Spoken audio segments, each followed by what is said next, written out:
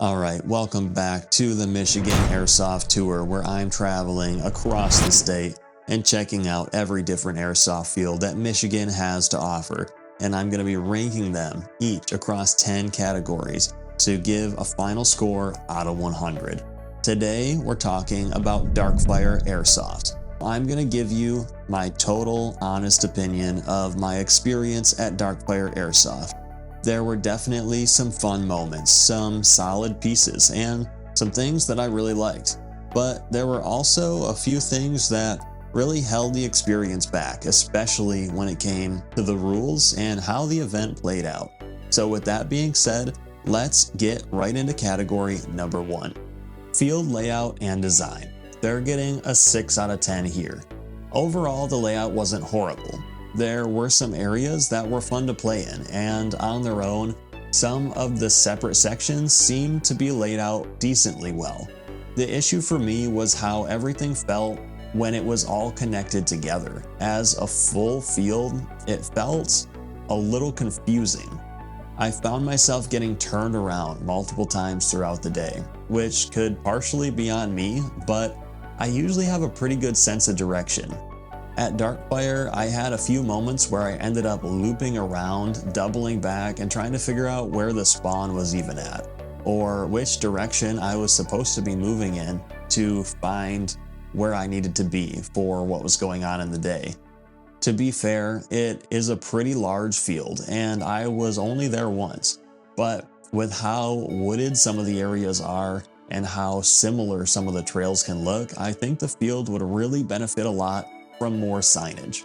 Even simple signs with arrows on the main trails, which I did see a couple of, but I feel like there needs to be a lot more, pointing towards some key landmarks or major field areas, would help keep players from wandering around a little bit too much. So for field layout and design, Darkfire is getting a 6 out of 10. Point number 2, structure, cover, and quality. For structure, cover, and quality, I'm also giving Darkfire a 6 out of 10. There were a couple of cool areas on the field. The shipping container area stood out to me, and there were a few spots where the structures were interesting and added something to the gameplay. But overall, a lot of the structures felt like they were made from recycled older materials, and some of them were definitely showing their age. Now, I don't have a problem with fields using recycled materials because that's pretty common. A lot of fields do that. And when it's done well, it can work out great. The issue when those pieces start getting too worn down or cluttered with broken parts, it can be a little less ideal. I think better upkeep would really just help a lot here.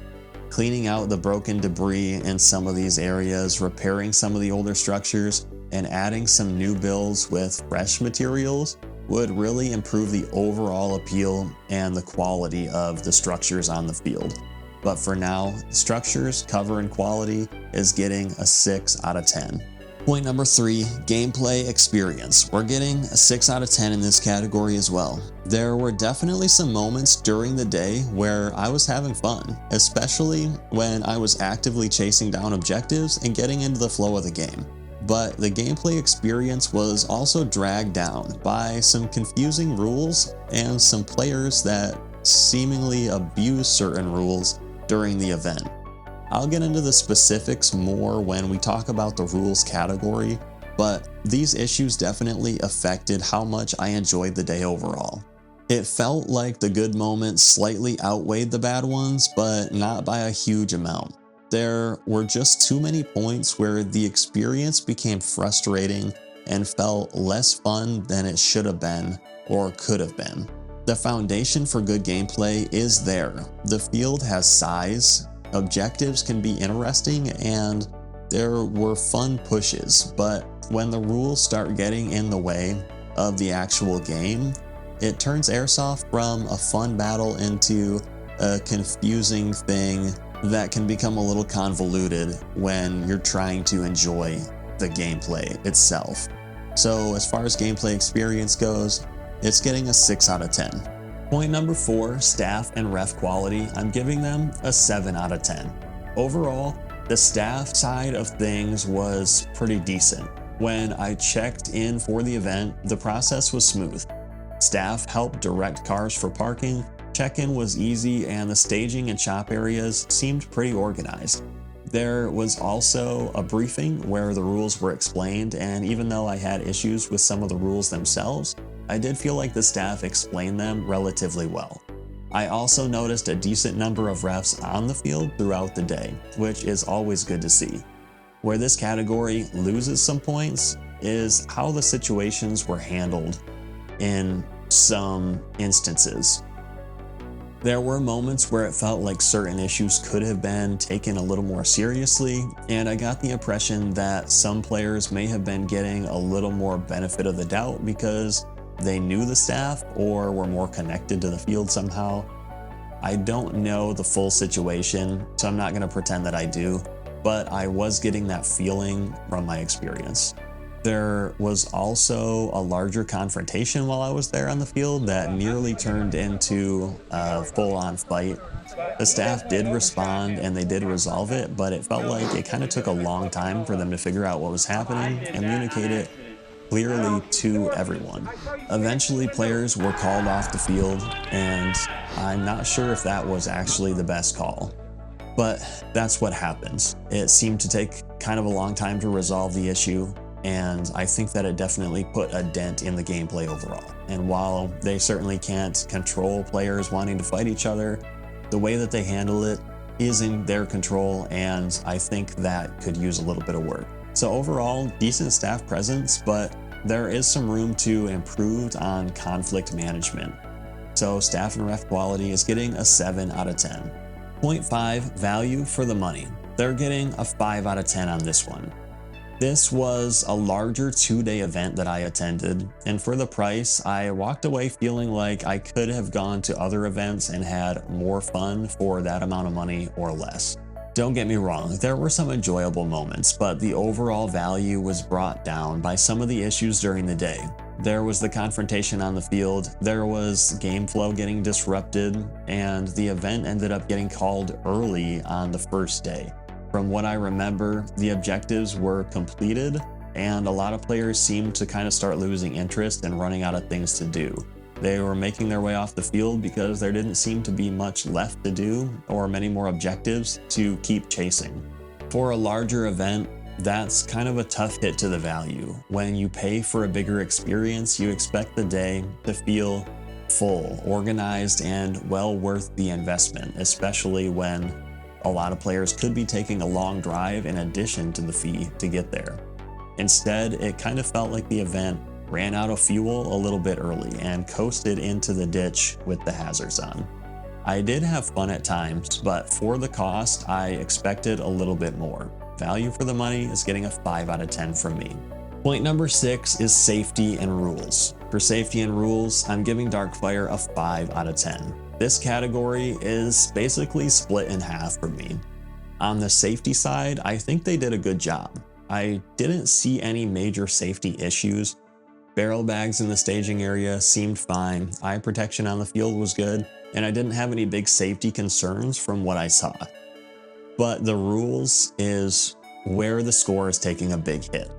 Since I attended a larger event, I can't say whether this reflects their normal rec play, but for the event that I played, the rules really hurt the experience. The biggest issue was the Juggernaut rules. There were certain players with special Juggernaut rules, and the way that those rules worked seemed to depend heavily on those players deciding how much they had been shot before they wanted to be out. That created way too much variance. Some players seemed to take a ton of hits, some seemed almost invincible, and multiple people were complaining about it throughout the day.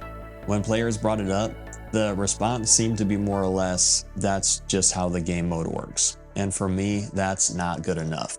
Rules shouldn't just be fun for the small group of people that are using them. They need to make sense for everyone that's affected by them.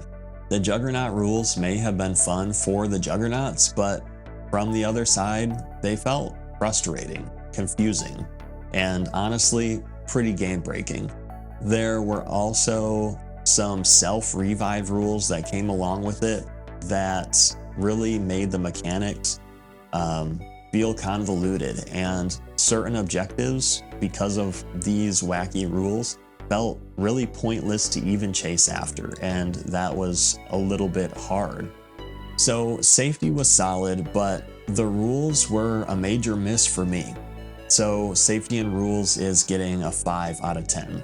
On to community and sportsmanship. They're getting a 7 out of 10 in this category.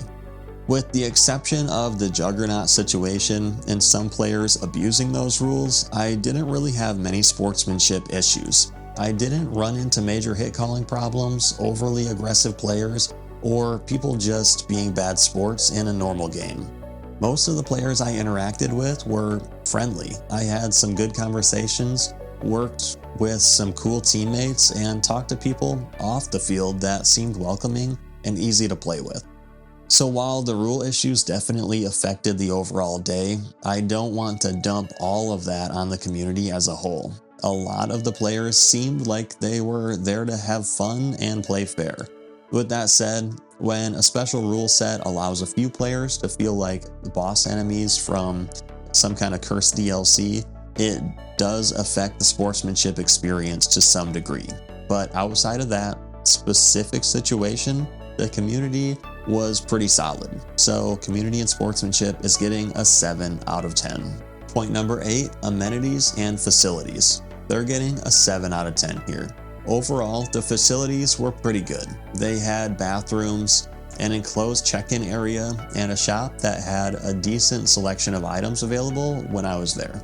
The shop and check-in area were easy to access and pretty straightforward, which is always appreciated. It's nice when you show up to a field and don't immediately feel like you need a treasure map, a blood oath, and like multiple side quests to figure out where you need to go to check in. My only real complaint is that the shop area felt a little bit tight when there were multiple people inside at the same time, but that's really a pretty minor issue in the grand scheme of things.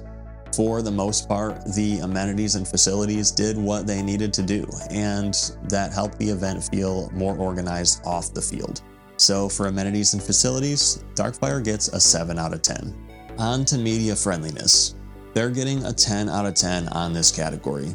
This one is pretty short and simple. It's an outdoor field, so there's plenty of natural lighting, which makes filming much easier. There wasn't copyrighted music blasting on the field, so from a YouTube creator standpoint, that's a big plus. The field also had enough visual variety to make usable content. It was mostly wooded, but there were structures and trails, some semi-open areas, and a few different types of spaces to film in. It may not be the most visually diverse field ever, but there was nothing that really made filming difficult. No major lighting issues, no music problems, and no obvious obstacles that would make content creation harder than it needs to be. For gameplay footage, YouTube videos, and all the strange little camera rituals that we want to perform before we're running into the woods with toy guns, Darkfire is creator friendly. Media friendliness gets a 10 out of 10. For replay value and X Factor, Darkfire is going to get a 6 out of 10. The replay value was really held back for me by the rules. I'm not putting this field high on my list to go back to extremely soon, mainly because the event rules had such a negative impact on my experience. Because of the rule set, I actually left early and didn't participate in the second day of the event, and that's a pretty big deal for me. I felt like there were a lot of objectives that could have been more easily completed and made more sense if the rule set had been better, but instead certain mechanics made the game feel pointless at times. When you feel like you're going to run into a Juggernaut, shoot them until they decide they've had enough, which might be never, then die and take a long walk back to spawn, possibly getting lost on the way, that doesn't exactly scream, can't wait to do this again.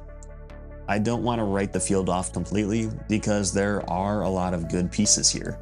The field has size, decent facilities, and good staff present, and potential. But for me, the rules were the biggest thing holding the gameplay replay value back.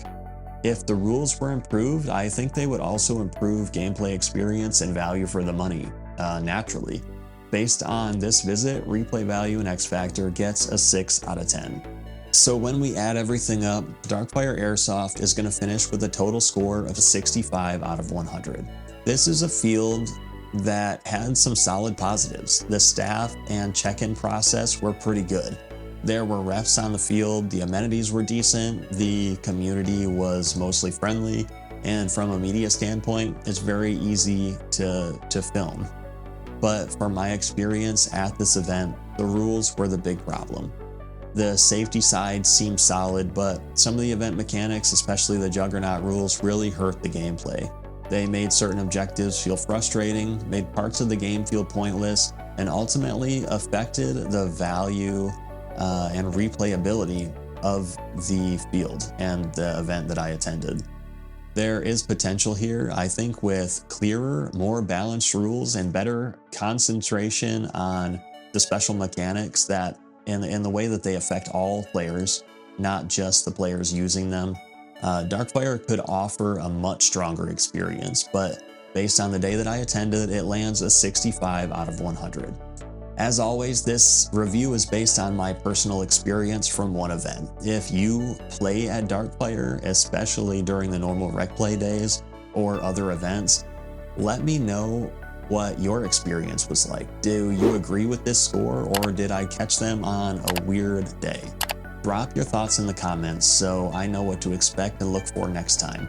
Subscribe if you're following the Michigan Airsoft Tour, because there's a lot more to come, and all these fields are going to get pitted together in one awesome video at the end, and I can't wait to share the experience with you and the overall results of this whole experiment.